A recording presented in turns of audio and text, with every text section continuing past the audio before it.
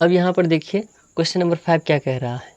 Question number 5 कह रहा है a sequence is given by the recursive rule t1 is equal to -5 tn+1 is equal to tn+3 for n greater than equal to 1। n का value क्या होना चाहिए, n से बड़ा, 1 से बड़ा या फिर 1 के बराबर, 1 से छोटा नहीं होना चाहिए। Find the first 5 terms of the sequence is 52 terms of this sequence. पहले हम यहाँ पर सोल्व कर लेते हैं, फिर आगे हम देखेंगे। तो क्या कह रहा है कि t1 इज इक्वल टू -5 और tn+1 is equal to tn+3 के बराबर है, जिसमें से n का वैल्यू 1 से बड़ा होना चाहिए या फिर 1 के बराबर, और उसमें कितना टर्म निकालना है, तो 5 टर्म्स निकालना है। तो पहले हम यहाँ पर लिख लेते हैं जो गिवन है। ये हो गया हमारा क्वेश्चन नंबर 5।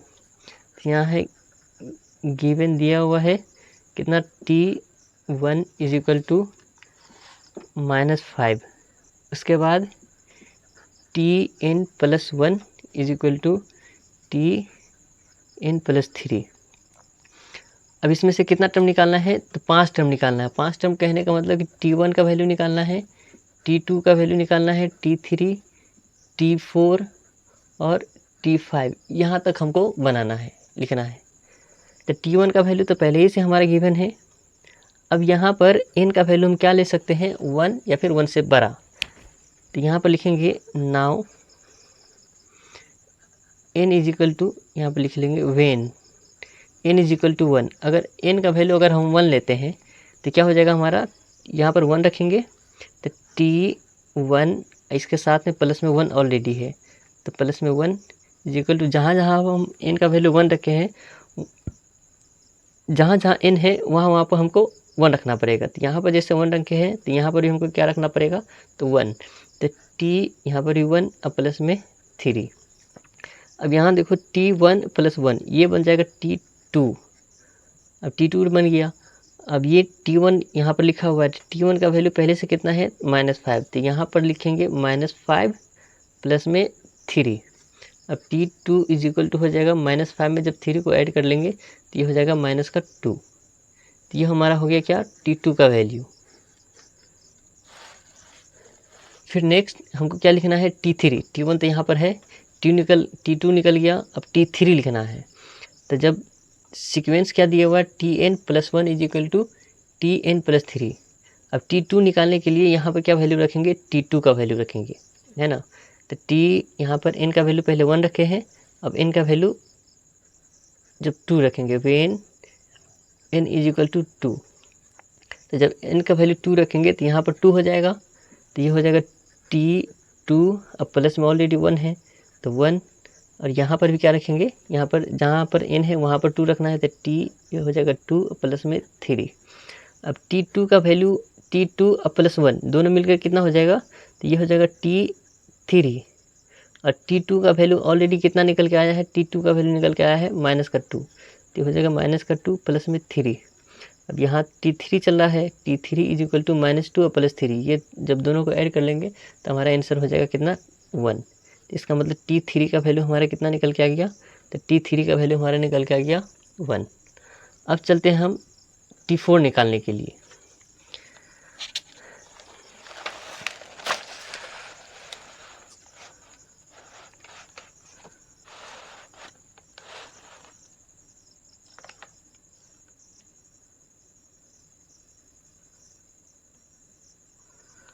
अब t4 निकालेंगे यहाँ पर से, t4 निकालने के लिए क्या करेंगे, तो यहाँ पर जो t3 दिया हुआ है, tn यहाँ पर भी लिख लेते हैं पहले, गिवन सीक्वेंस क्या था, tn+1 is equal to tn+3, यही था।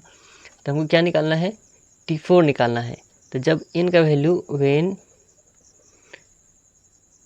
n इज इक्वल टू जब 3 रखेंगे तो क्या हो जाएगा यहाँ पर 3, तो t3 t1 अब प्लस में यहाँ पर 1 करेंगे, और यहाँ पर ऑलरेडी फिर n के जगह पर 3 रखेंगे और प्लस में 3, तो ये दोनों मिलकर के हो जाएगा t1, यहाँ पर t3 + 1 ये बन जाएगा t4 इज इक्वल टू, ये हो जाएगा t3 का वैल्यू अभी निकाल के लाए हैं, कितना आया है 1 प्लस में 3। जैसे जैसे हम बना रहे हैं वैसे वैसे आप बनाते चलिए अपनी कॉपी में, बिल्कुल समझ में आ जाएगा। अब T4 इज इक्वल टू 1 + 3 कितना हो जाएगा 4। तो ये हमारा T4 का वैल्यू आ गया। उसी तरीके से अब T5 निकालेंगे, तो T5 निकालने के लिए इनका वैल्यू कितना रखेंगे 4। तो when n is equal to 4, तो हमारा सीक्वेंस है T4 प्लस में 1 इज इक्वल टू यहाँ पर हो जाएगा कितना T4 प्लस में 3। अब T4 और प्लस 1 ये दोनों मिलकर के हो जाएगा T5। जब n का वैल्यू 4 रख रहे हैं तो ये 5 बन जा रहा है। और T4 का वैल्यू यहाँ से कितना आया है 4, तो ये हो जाएगा 4 और प्लस 3। तो T5 का वैल्यू हमारा कितना आ गया T5 इज इक्वल टू 7। तो अब हम जो लिखेंगे यहाँ पर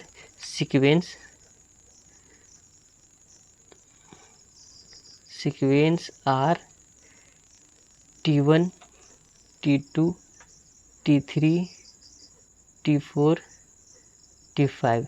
तो T1 कितना आया है, तो हमारा T1 है -5।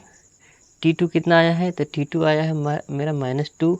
T3 कितना आया है, तो ये हो जाएगा 1। T4 कितना आया है, तो ये ऑलरेडी 4 आया है। T5 कितना आया है 7। ये हमारा 5 जो सीक्वेंस हो गया।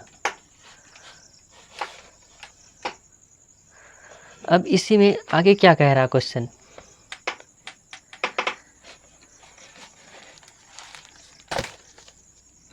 अब आगे क्वेश्चन देखिए।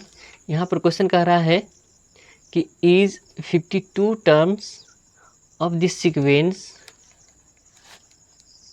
आगे क्वेश्चन कह रहा है कि is 52 terms of this sequence, 52 terms इस सीक्वेंस का है या नहीं है, अगर है तो कौन सा टर्म है। कह रहा है, फिर से ध्यान से देखो यहाँ पर क्या कह रहा है, is 52 terms of this sequence, कह रहा है कि 52 टर्म्स जो है इस सीक्वेंस का है या नहीं है। अगर है तो इफ़ सो, अगर है तो विच टर्म इज इट, तो ये कौन सा टर्म है।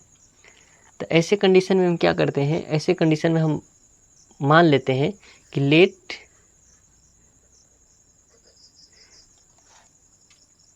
Tn is equal to 52।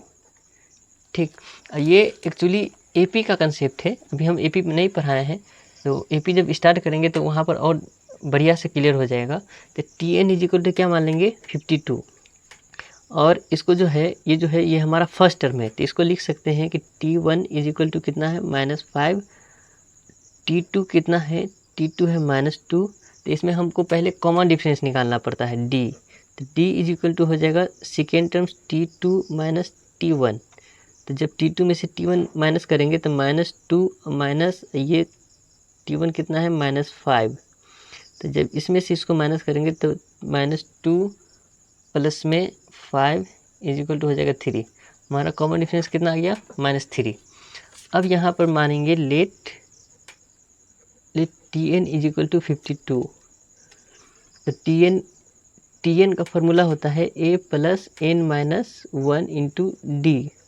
अब Tn का वैल्यू कितना मान लिए हैं 52, तो यहाँ पर लिखेंगे 52 इज इक्वल टू a का वैल्यू है -5 प्लस n-1, डी का वैल्यू है 3 मल्टीप्लाई 3।